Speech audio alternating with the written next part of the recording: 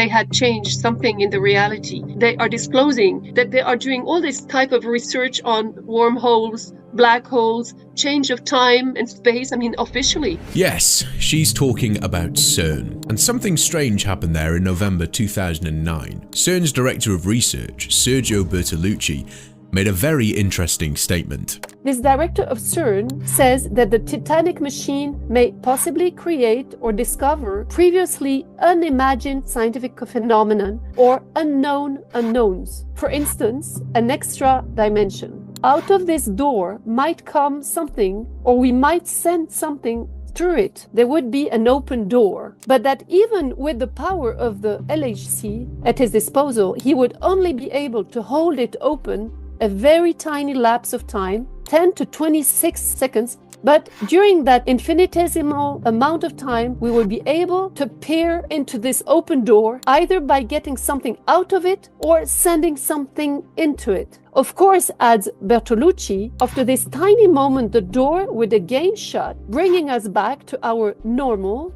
four-dimensional world. This is Dr. Astrid Stuckelberger, a Swiss scientist who spent decades in research and worked with major institutions in Geneva, with access to a lot of internal information. In recent years, she decided to start speaking publicly about things that take a lot of courage to say out loud. In this video, you'll hear some things that may shake your worldview. I think she revealed more than she should have. Watch this. She invited me to see everybody and put me at the table of two physicists from the CERN, one in Geneva, one in Portugal, because there are many other mini CERNs, it's not just Geneva. I said, so how many dimensions officially are living in the CERN?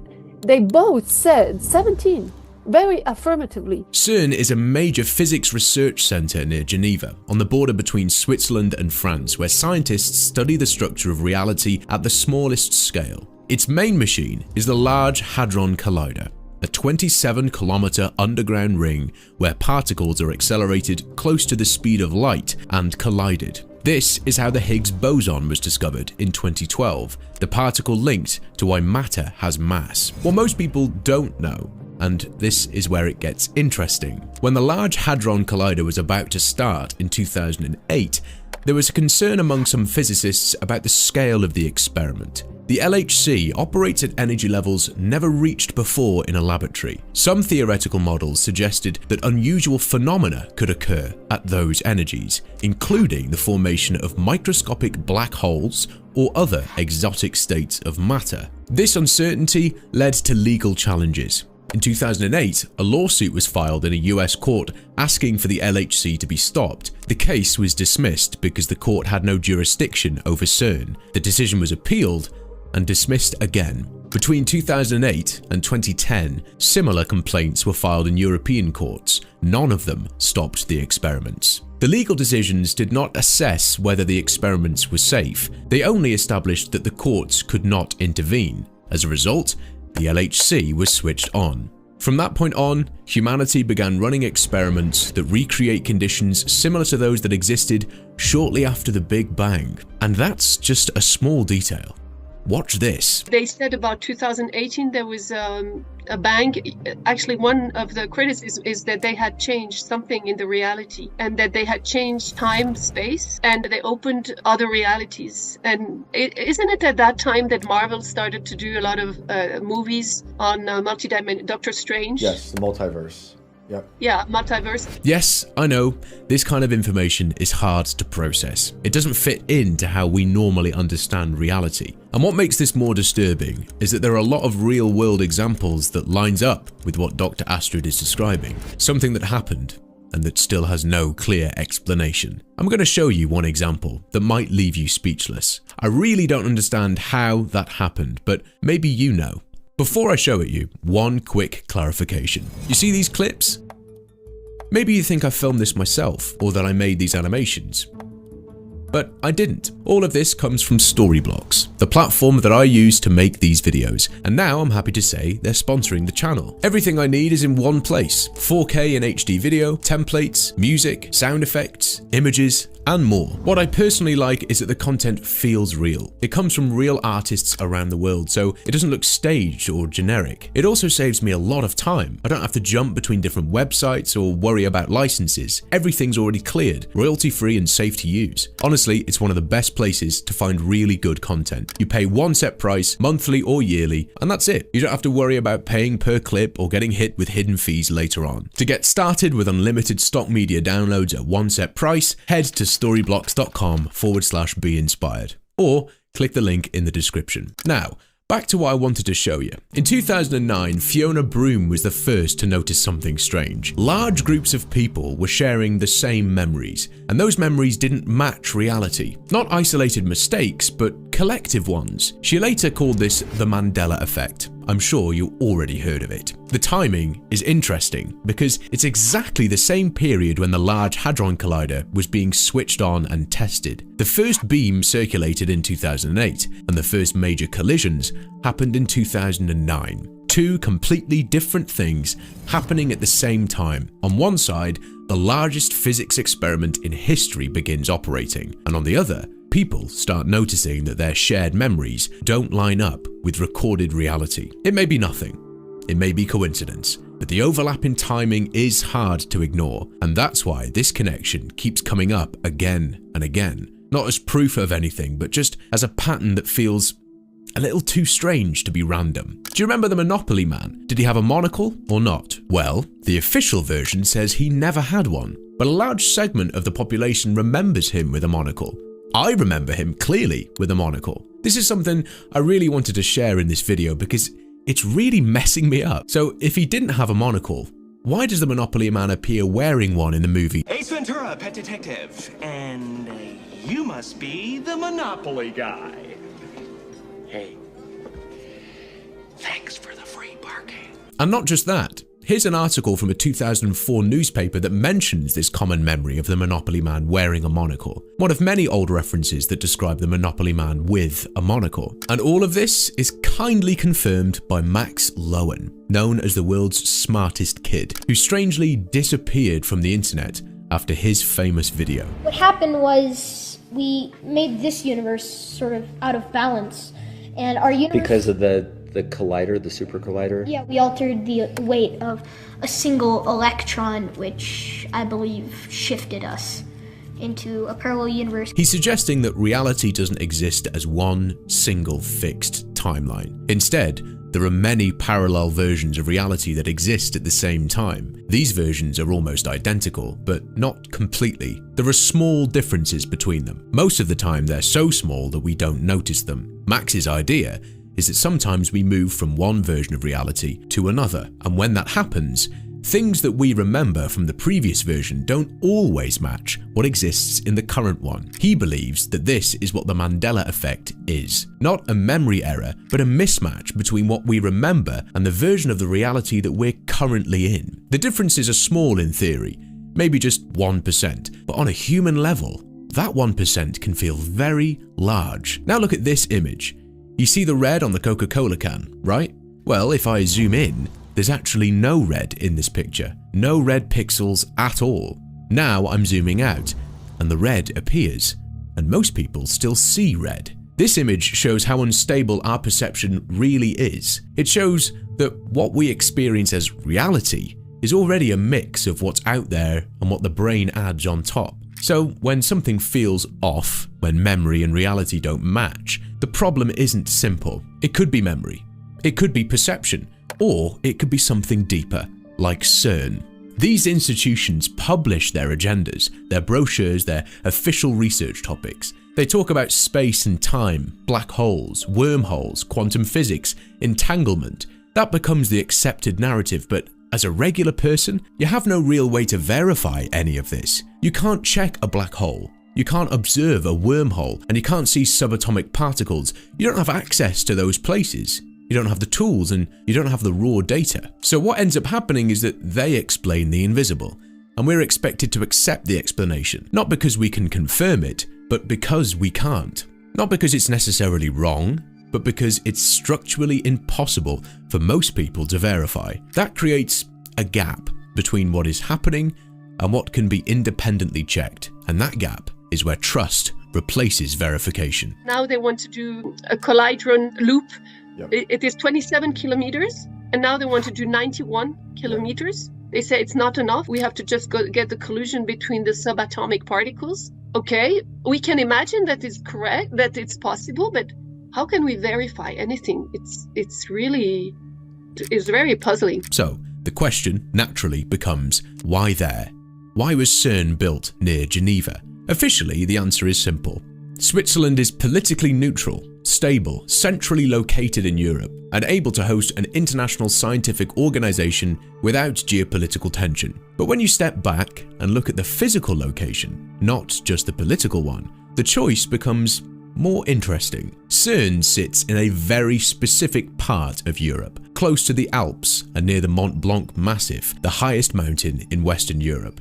This is one of the most geologically complex and active regions on the continent. Mont Blanc is not just a mountain, it's a massive geological structure sitting on top of deep fault systems, tectonic pressure zones, and complex rock formations. Researchers in geophysics and geobiology have pointed out for years that large mountain ranges are associated with unusual natural phenomena, natural electric currents in the ground, variations in the Earth's electromagnetic field, and strong mechanical stress in certain minerals like quartz, which can produce electric effects under pressure. Now, there's no official story for that, of course, but it does raise a reasonable question. If you were going to build a machine that pushes matter and energy to their limits, wouldn't you want to place it somewhere that's already geologically stable, structurally strong, and capable of supporting massive underground installations? Then there's the deeper layer,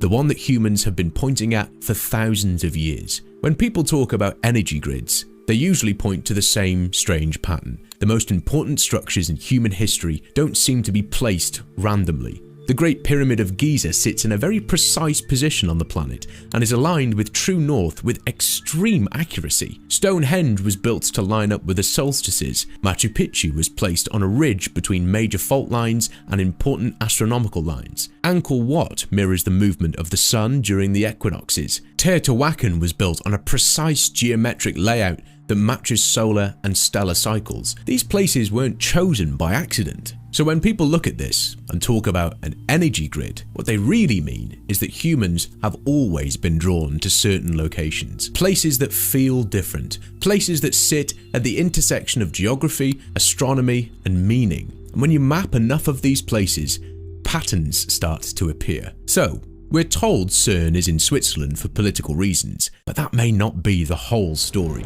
We're also told that the Mandela Effect isn't real, that it's just bad memory, coincidence, or confusion. But when you look at how many clear examples there are, that explanation starts to feel incomplete. The most popular example is that a lot of people remember the Berenstain Bears as Berenstein with an E, because that spelling feels more familiar, but the books were always spelt with an A. People remember a cornucopia in the Fruit of the Loom logo. It was never there.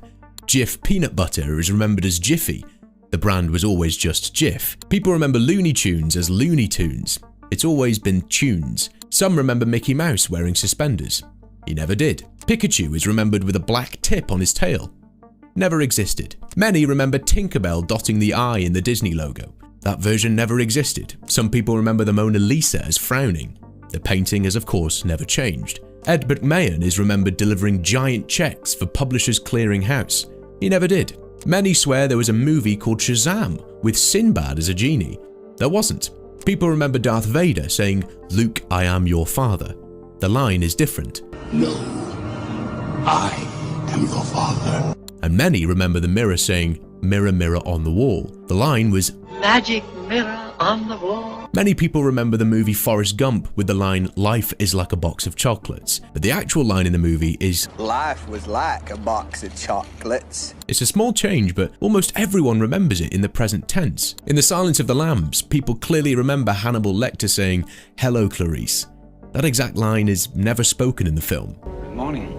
In Star Trek, fans often quote, "Beam me up, Scotty," but that line has never been said in that way in the original series. Beam me up, Mr. Spock. Beam me up. Lock on transporters. Beam us up. In Risky Business, people remember Tom Cruise wearing sunglasses during the famous dance scene.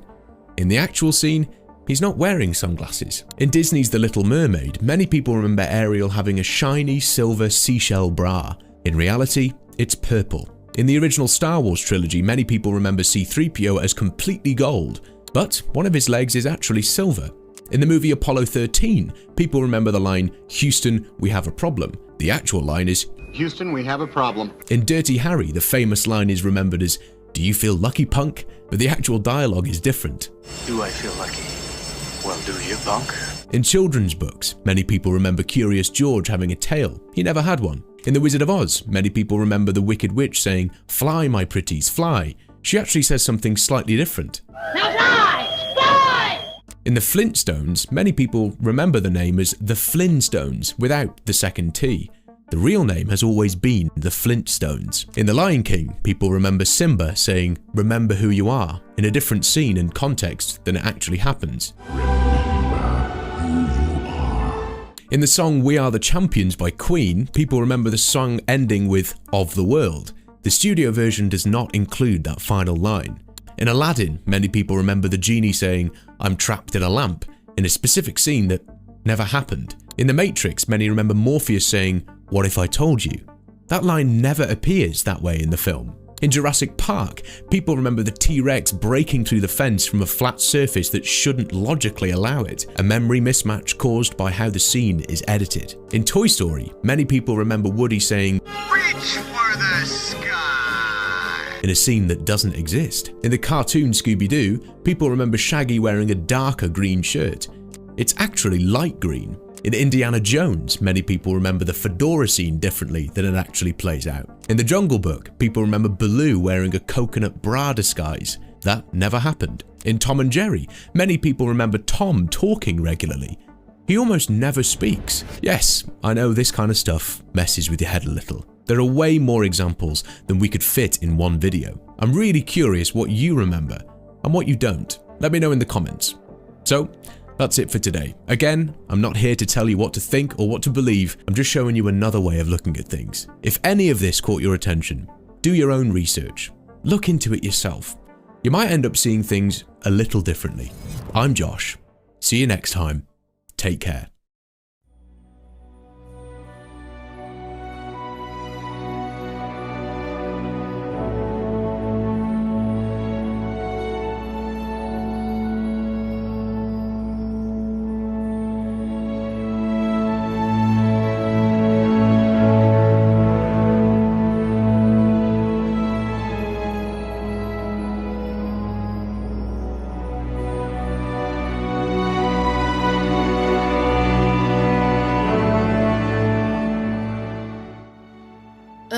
Well, they describe that they are time portal. That's one of their topics. It's there on CERN. I don't know if they've put it lately, but I never saw that before.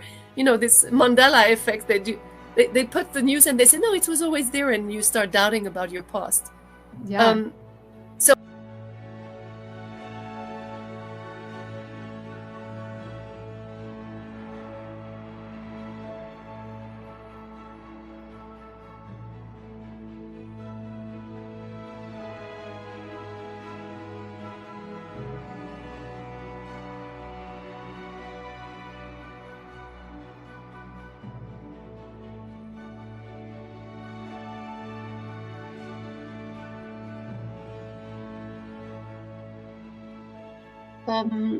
Well, I can only speak of feelings and or intuition. Intuition is putting together, different knowledges, I guess. But when they said about 2018, there was a bang. Actually, one of the critics is that they had changed something in the reality, and that they had changed time, space. Yeah. And that they opened other realities. And isn't it at that time that Marvel started to do a lot of movies on multi-dimensional Doctor Strange? Yes, the multiverse. Yep. Yeah, multiverse. I, as being in Geneva, I never really liked Geneva, but I guess my mission is to be in Geneva. But especially since 2018, there's something for me that changed. Yeah, there's something weird when you walk in Geneva, but it.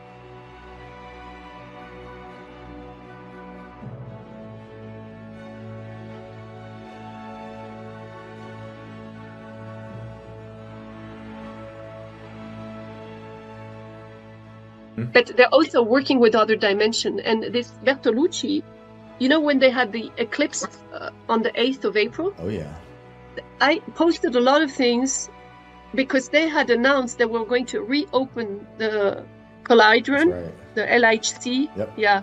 Large Hadron Collider. Yep. Yeah, LHC, let's call it. Oh, yeah. And they were going to open it and reactivate it. And the way they said it was so mysterious that I posted even the link to make a monitoring and surveillance for those who understand. So you have about 5 or 10 posts on my X with you can go and look at the different peaks, you know, spikes, signals. But I did not see anything strange because I thought maybe we were all going to collapse. You know? Yeah,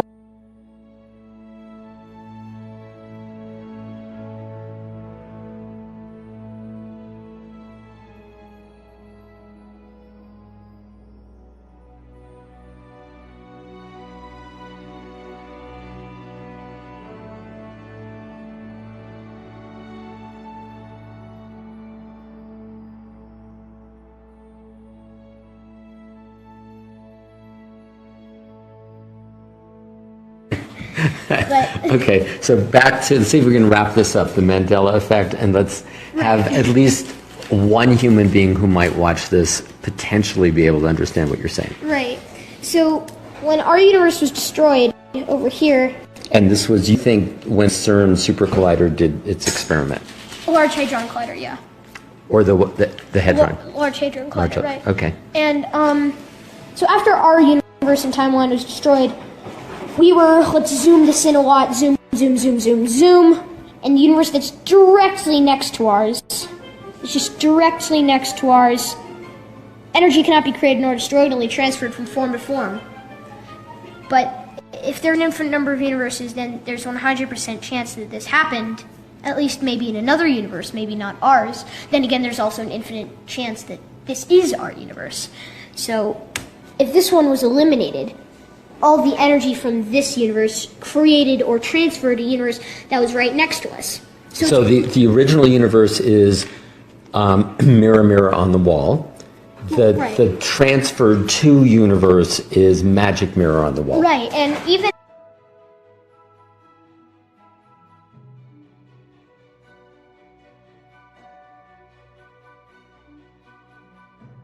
For years I've said, those of us experiencing the Mandela Effect have shifted to alternate timelines, parallel universes, due to experiments at CERN. Dr. Astrid Stuckelberger, when talking about CERN experiments, said she didn't want to disappear in another timeline. That remark speaks volumes. What I know is the last time that CERN was firing up the Large Hadron Collider, there were a number of reports of increased supernatural activity in that area, coming from multiple sources, and it'll be interesting to see what the outcome is, because CERN has just started 4th of July, firing up the LHC again at unprecedented levels, they said. Gosh, so if I disappear in another timeline, come back. Don't say that. We need you. When you look at what is going on in the CERN, there is a fight from some of the military agencies. Intel, they say that there is a fight on time. They're trying to change time. I'm just saying that because as a scientist, you cannot not say something so important. Because if you can deal with the smallest energies on Earth, you can imagine that you can go through other realms of dimensions, you know.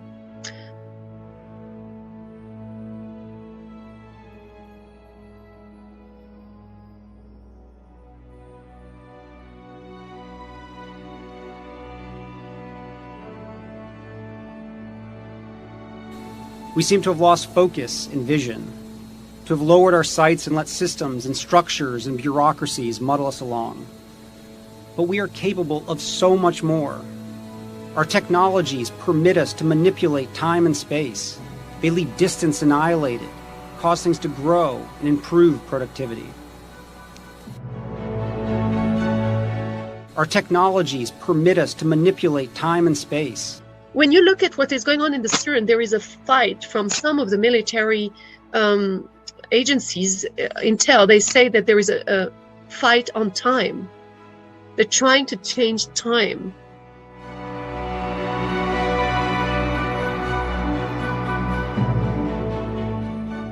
It's because CERN has just started, 4th of July, firing up the LHC again at unprecedented levels, they said.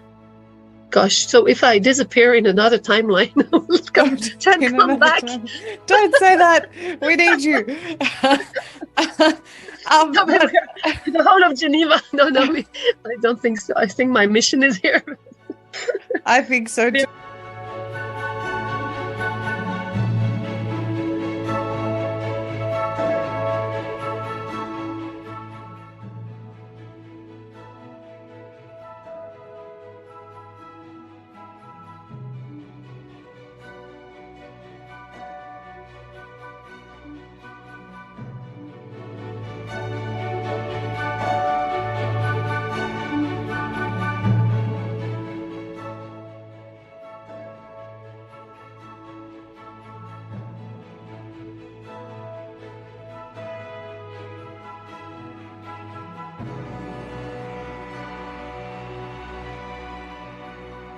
Thank you for watching my video. Please visit my website at samstwitch.com. My X profile is at x.com/samstwitch_Sam. My YouTube channel is at youtube.com/samstwitch. I post videos that I cannot post on YouTube on my BitChute channel, at bitchute.com/samstwitch.